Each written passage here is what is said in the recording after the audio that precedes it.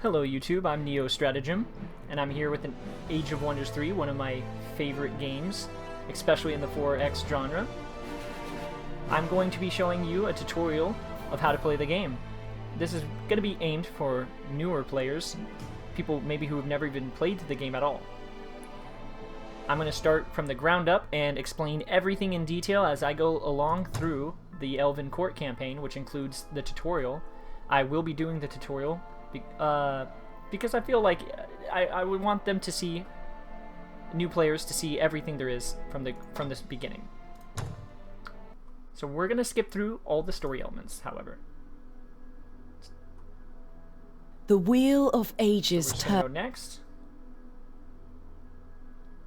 My father is And King next, Saradas. and say yes. Once So I want to leave the story available to the players when they first start playing the game. They can experience, like, they can listen to the story and when they play, so they don't have to, hear it again. And I'm gonna just be explaining everything in detail as I go along through this campaign. I'm not gonna be reading most of the pop-up boxes because I'm gonna be explaining it in my own way. So other than, like, okay, blue words are shortcut links that go to the Tome of Wonder, so that's a great thing to know. So you can click on them. Alright, so first things first, you have cities and you have units. And you have this map, which is beautifully done with all different types of terrain types. And you can also zoom out and it gives you the overview of the world. This overview map is fantastic. I love the hand-drawn art style and the seamless transition between 3D and to the flat map. Okay, so you got units, like army units. Now, an army consists of up to 6 units. And it's led, there will always be one unit in the group that's designated as the army leader. The army leader, typically being a hero, unless there is no hero present, it'll be the strongest unit in that army. Will be the acting leader, per se. Now, heroes have leadership bonuses and abilities that they learn as they level up that will improve, that makes them a very suitable army leader. Now, cities are the way that you build up your income and resources. So, such as like gold, like up here at this bar at the top, you got your 3 basic resources, or actually 4. You got gold, mana, knowledge, and casting points is the very last one. And we're gonna start with gold. Gold is obviously your basic supply of money that will allow you to buy units and new buildings and such and upgrades. Each city produces gold and mana as well as knowledge. So those are the 3 things that cities are mainly producing for you. Now, casting points are something slightly different than mana. You might wonder, like, well, what's the difference? There's mana and casting points? Like, which one is used to cast spells? Well, the answer is both of them are.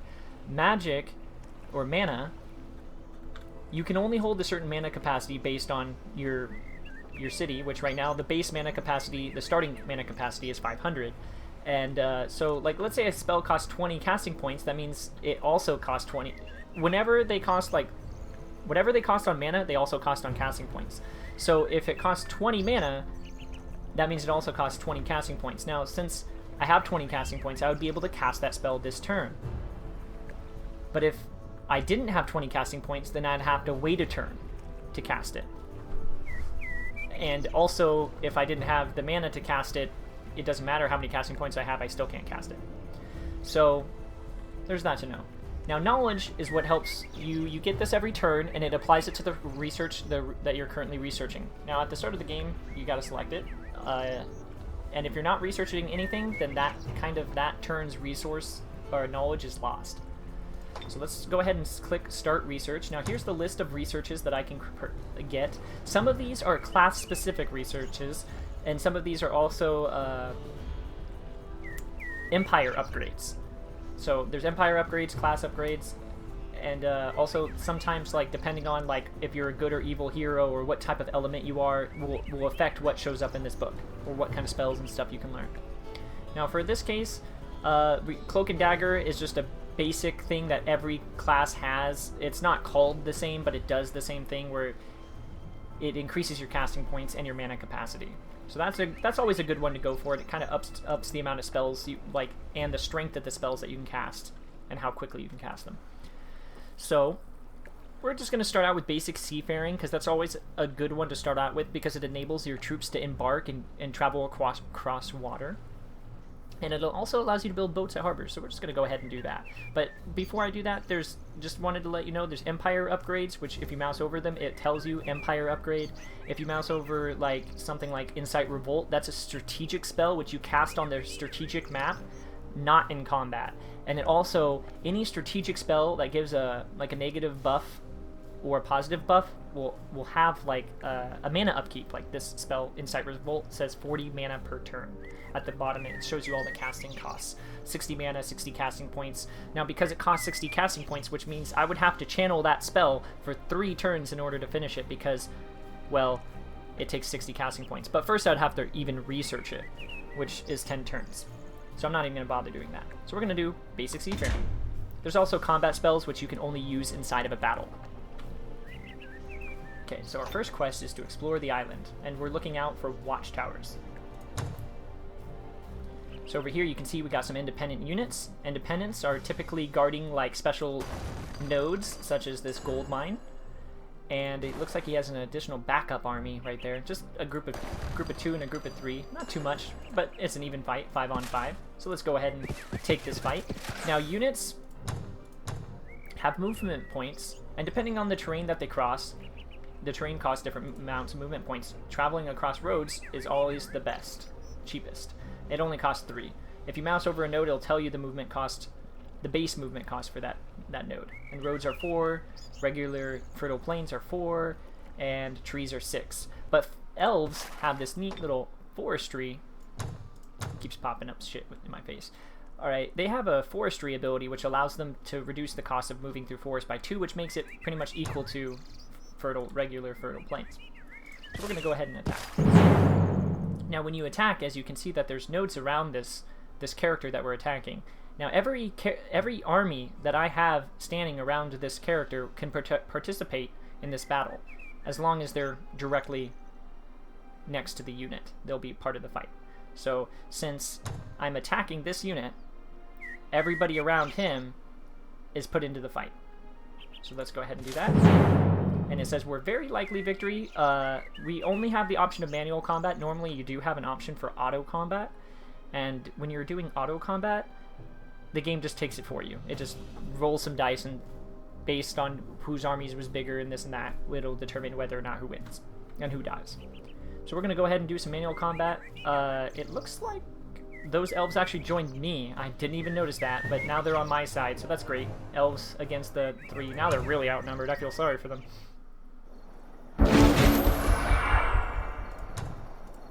Okay.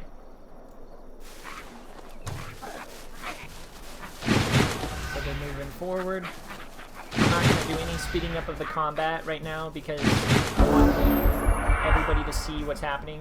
So sometimes the AI will sit and defend, and other times it will be aggressive and attack. These guys are being aggressive, but they're still in defensive stance because they still had action. They didn't perform any action, so they could still go into defensive. They could still defend. So we're going to go ahead and move up our infantry units, which are these swordsmen right here. So there's several types of units. Right now we have swordsmen and storm sisters. They're like the mage. They could cast shock bolts and stun people with their stunning touch, but they have to be in melee range for that. Yeah, that looks like all we have. And we have our hero. Our hero is the leader of the battle. She can cast spells, and she also has, it seems, she has a blow dart in her inventory. So if we actually click on her, you can see that she has a blow dart, which gives her the ability for shoot acid darts and shoot darts. She doesn't even have to have it equipped. She just has to have it in her inventory. Now there is gear that you can equip as well, which will give you bonus stats. Okie dokie. So we're going to just move our units up. We're going to block this choke point with the swordsman. Because they didn't get to attack or perform any action, we could defend. So we're just going to press 3.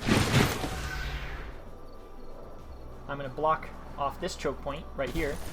Now there's a thing in this game called Zone of Control. So if this goblin unit were to try to run by my unit and then run this way, they would get attacked because they passed through this zone which was controlled by my unit. All 3 hexes in front of my unit, so this one, yeah, this one, and this one, are in his zone of control, so anything passing through that will take damage. And that's applies to normally, but when they're in defensive stance, like, so I put him in defensive stance right here. So now his zone of control is everywhere around him, because if you read what defensive stance does, it places them in raising their defense and resistance. Guarded units cannot be flanked and have heightened awareness. And heightened awareness means that they have zone of control all around them.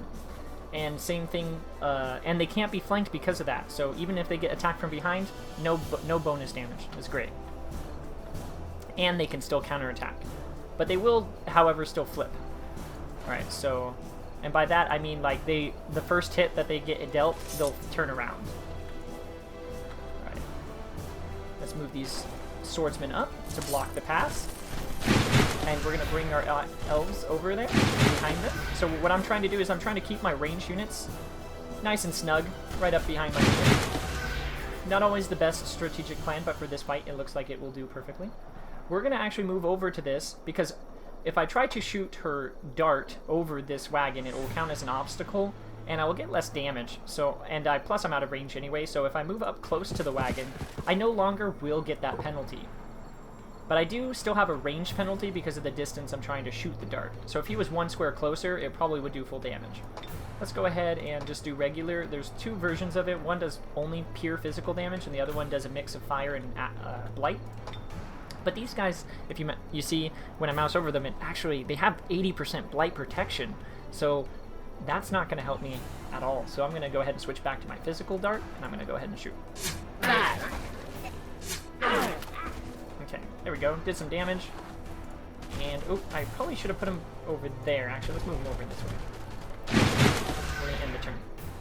So now, any character or any unit that I have control of that has action points unspent or didn't attack or whatever, they will automatically guard when I hit the end turn button, which is right down here, which is the button I just clicked. But when all units are done, it'll also be here as well. Okay, so their Blight Doctor just cast Weakening on me. It's a ranged spell that weakens the target. It increases blight damage done to them, which, as you can see, if you go back to the combat log, I'll show you after this retaliation. So when they attack you, your units will retaliate in response. And so my units are countering, or they exchanged blows right there. Now, if I go back to this combat log, you can see that they put a Weakening Curse on Sundrin, which is my elf hero, and then immediately they hit her with blight damage, and that makes blight damage do more damage, and I took 24 from a single shot of these untouchables, which it's only supposed to do 11. But because if I click on Sundrin, she has the weakened ability, this unit suffers minus defense, resistance, morale, and a 60% weakness to blight. And, oh, she also has noxious vulnerability, which -2 resistance and 300 happiness, so she is not a happy camper. If you look up here, you can see the morale of the unit, and she is very low. She is not happy. Plus, she just lost half her hit points, so I wouldn't be happy either. So let's go ahead and close this combat log, and let's try to deal with these guys this turn. Let's see if we can finish them off. So I'm going to move up my swordsmen. They can't go very far. Now, I'm making them move faster. Normally, they walk slowly like this. But if I right-click again, they move faster, so I could just get through the video a little bit more quickly. So here we go. We can actually... Oh, it's a flanking attack against the Goblin Blight Doctor because we're hitting him from his direct side. So it's going to do a little bit of bonus damage. Boom. There we go. And it also, see how he turned to face the target? You can really use that to your advantage because you can attack from one side and then attack from another side and then attack from one side and just keep getting that flank bonus and keep flipping them. Alright. I'm going to move up to this yellow square. I know we'll exchange blows rather than if I go back here, I'll get one single hit and he won't counterattack, but I kind of want to just finish this guy off. Actually, it won't be enough. Let's just go behind them. I take that back. See, now I can get a huge flanking hit. I'm disgusted because this guy has a disgusting stench. So just by standing near him, my morale drops greatly. So they're right off the bat, this game is trying to teach you about morale penalties, resistances by putting debuffs on you, and they really want to try to force it on you to let you know, hey, this is how the game functions. It's very strategic. You need to know what things do. Alright, so right now, I typically, since even though my elves are in front of her, which would count as an obstacle because she's butt up against them, it doesn't count. She could fire over them. And because she hasn't even moved yet, which, as you can see, these I don't know if I've explained these 3 colored squares, but if she moves within a green square, which is within her close proximity, she could attack 3 times. If she's in a yellow square, she can attack twice, and a orange square attack once. So pretty much for each action point she expends, she can attack 1 less time. So let's go ahead and just go ahead and attack 3 times for 9 to 13 damage. No penalty. She completely wiped them from full health to dead. And now my swordsman can move up and get a flanking attack against this goblin. And we are no longer having to deal with that disgusting stench. I can end the battle right here. Let's bring up some Storm Sisters and get a flanking attack from behind. See, I position my unit so that they're behind him. See what I mean by flipping him back and forth? That's the second time he's been attacked with a flank attack. And I can now move my hero straight up behind him and just get a hard-hitting melee attack. Now, this attack has several bonuses. I'm flanking him because I'm behind him. She has the ability to charge, which allows her, so if she at least moves 3 squares, or hexes, and then it does an attack, it'll get bonus 6 damage. Plus, she has backstab, which means if you're attacking a unit from, pretty much, if you're flanking them, you get a bonus 6 damage if you're behind them. So this goblin is going to be decimated right here.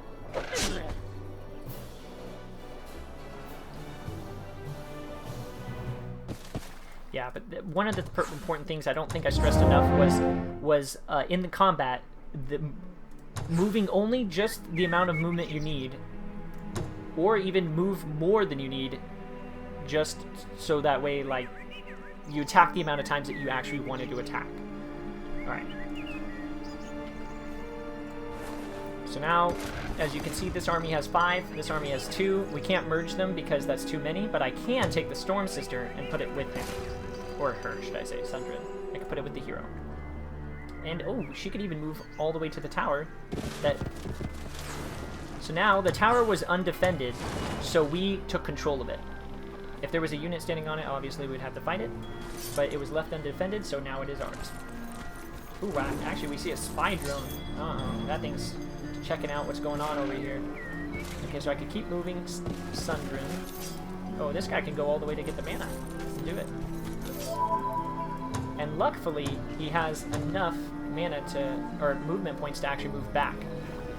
So he can be defended by this army. Because if she gets attacked or he gets attacked, they will both be pulled into the battle because whatever attacking square whatever square is being attacked, everything around it enters the battle. Okay, so here's our city. Our city produces, you can see right here, when you have a city selected, it tells us the name of the city. This chair icon lets you know that this is the throne city. See, Throne of Sundrin. It's a high elf village, so that's what state it currently is in. And when you mouse over, it tells you your current population, which is 3,500. The population growth of the city, which currently is 225 per turn. And we need 6,000 population before we can become a bigger city. Which it already tells us condensedly, hey, you need 12 turns. So if you don't want to focus on the numbers, you need 12 turns. Alright, so, and if you mouse over the population growth, you can actually see that our population growth actually has a negative bonus just because we're high elves, a minus 10%. High elves don't like to breed. So, this city is producing gold, mana, and knowledge, and production. Now, production is a special resource that is specifically for cities. It will determine how many turns it will take to produce anything in the city, such as a unit or a building. So, and the only way to improve production is to get either your morale of your city up, which is hard enough to do because you kind of need certain buildings to do that, or put your city in a good location. Or you could build, if I go over to here, the existing upgrades. This is currently all the buildings that are actually built inside the city. So we got the barracks, the Builder's Hall, and the Rogue's Palace. Now the Builder's Hall actually gives you 20 production. So if we didn't have this, our production would be much lower, and our city would be very slow to produce. But because it has the Builder's Hall, we have the production that we need. So now we can actually build the storehouse in a reasonable amount of time. Without the Builder's Hall, it would take 5 turns. Now it's taking 3. So the storehouse generates an additional 100 population per turn, which it also leads to the public baths, so it'll open that up for us if we want that next. And it will help the city grow faster because of that. So we're going to go ahead and purchase that. And that's all that we need to worry about the city right now. There's all sorts of units and abilities. Obviously, archers are great at doing damage from a distance, but weak up in melee. Swordsmen, they do pretty decent in melee. They have a pretty decent defense, and so they'll be more survivable, but they don't have a lot of damage output. Initiates are what they call regulars, which are just a hybrid of the two. It can do a lightning shock, which is cool because it's lightning damage, which is not, so it's not physical damage. So against certain enemies, that will be very useful. And its melee attack is pretty weak, but as you can see, even on its melee attack, it does physical and lightning damage. So we can also produce a builder. Builders are used to build fortresses, which also have a domain radius. You can also build water fortresses in the water, and you can build roads with them, and watchtowers. So watchtowers are just like this one, where it gives you vision of all the area, as long as you control the watchtower. And then the roads reduce movement cost in the path that you create the road on. So roads are great for moving armies across the map quickly, helping you get your units where you need to go. Very important. It's always it's kind of like your supply line, right? Now here we have a battering ram. Battering rams obviously good at destroying walls and such. Breaking down the doors. Great in siege battles, and we have a high elf settler. That's how high elf settlers is what you use to expand to build a new city to expand your empire. The only downside is it actually not only does it cost gold and takes time to produce, but it takes away your population. 1,000. You have to designate 1,000 population from this city in order to build this settler. Now, and that's only because it's the first settler. If the first settler costs, if you look at it right there in green, in the green letters, it says your first settler costs half as much as normal. So if this was your second settler, it would cost 2,000 population. So settlers can suck up a lot of population from this city, which makes your city not grow as fast. Well, it takes longer for your city to reach the next stage because it's kind of like a setback. So, you know, plan your settlers properly. You could even lower the city's size if you do it at the wrong time. Alright, our turn is done, so we're going to end the turn. And I don't really need to cast a spell. I can explain the casting points a bit more. I mean, summoning Grimbeak Crows, as you can see, it costs 40 mana and 40 casting points. So obviously it's going to take one turn because I can't do it this turn because I only have 20 casting points and I need 40. So it's going to use 20. If I start channeling this spell like that, you can see it has one turn remaining. It's going to, at the end of my turn, it's going to suck up those casting points, and it's going to suck up any casting points that it needs on the next turn until the spell's done, which on the next turn it will be done, but I'll be left with 0 casting points because it's going to use the 20 from this turn and the 20 from the next turn. So watch. They're going to take their turn and watch my casting points get drained. Why did they not get drained? What? That's weird. Or maybe it does it when I cast the spell. Yeah, okay. It did it once I finalized casting the spell. Now my casting points are 0. So now I summoned a bird, and you can only summon units around or on a leader, or around or on a city. So that's how summoned units work. So we're going to go ahead and fly over this way. Ah, some treasure. Let's get that. Next turn, we will be able to reach that treasure, and it contains an amount of gold, but if I remember correctly, I could have sworn treasure chests also give you mana, but maybe the ones in the water don't. Okay, let's go ahead. Over here is normally like, it's the event where it puts all the events, and it'll tell you which units haven't moved, and it'll only show you one at a time, so it doesn't like bombard your screen with a bunch of units.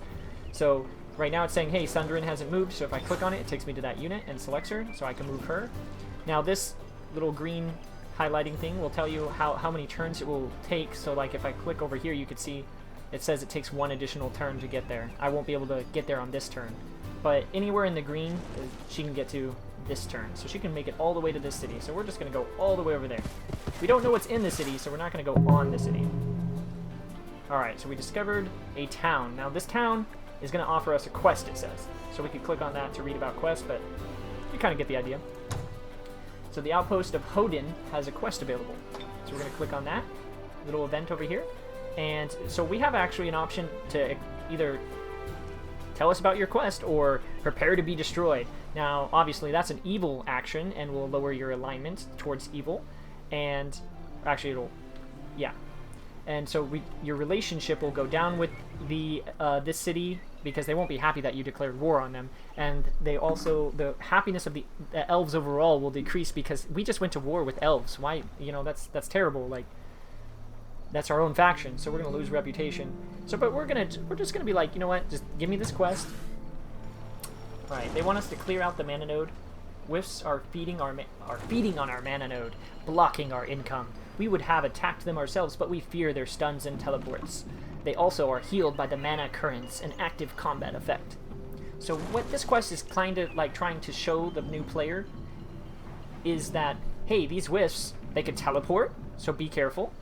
They might just teleport behind you and attack you. And they can also stun you. So their attacks can stun, and if you hit them, you can be stunned by them. Now, it also says that the mana currents can heal them, which is an active combat effect. So each special node, if you're fighting on a special node, we're going to go ahead and accept this quest. But you can see here, on this special node, if I select it, actually, it doesn't tell you there, sadly, but when you enter the battle, it will tell you that every special node has a special effect. It sometimes could be positive. Oops, I want to abort that attack because my full army is not there. We're going to move our army to surround it, and then we're going to start the attack. Now, right here, I'm starting it with this unit because I want to move towards the city. And if I started it with this unit, she would kind of like move away from the city, so I'm just going to use this unit to start it up. It doesn't matter who you use to start the fight. Manual combat. But as you can see, right here, before I start the battle, this is where you can see it apparently. So before you start the battle, it has like, here's the fairies, and here's the little icon right here. The mana currents heal 15 health to a friendly summon unit or of magical origin each combat. So I guess whiffs are from a magical origin, so they get healed. So it's important, and pretty much what that's telling you is it's important to know what you're fighting on, because there's going to be some magical spells that change the course of the battle if you're not careful, because they're going to get healed. And although they don't have much life, and they don't even have much defense either, they have this 60% physical protection just because they're incorporeal. And they have a weakness to blight, so we could take advantage of that, but I don't have any blight except my hero's acid darts. And they have 100% shock protection, so our magic casters are practically useless against them. Alright, and then the phase ability is what allows them to teleport. Now, if they use phase, they can only attack once, so it's not that scary. And static shield also, if anything they attack or anything that touches them will take 5 lightning damage and a chance to be stunned for 1 turn. So that's the thing you have to worry about the most. So the Storm Sisters, they can't do much, so I'm just going to send them forward. Let's end their turn, and we're going to move these Sword Sisters up. End their turn. We're just going to move everyone up. Now, right now, they're defending, so they don't want to come to us, so I'm going to bring the fight to them. I'm going to make them just... I don't think they have the fighting capability, because I can look at their damage. Their damage is pretty weak. 3 physical and 3 lightning damage. Or shock damage, should I say. But they don't have the fighting capability to take down a Storm Sister in 1 turn, so I'm not really worried about using them as bait to bring them out. Otherwise, I would normally use my swordsman. Okay, so we're going to bring our hero right here. And we're going to turn.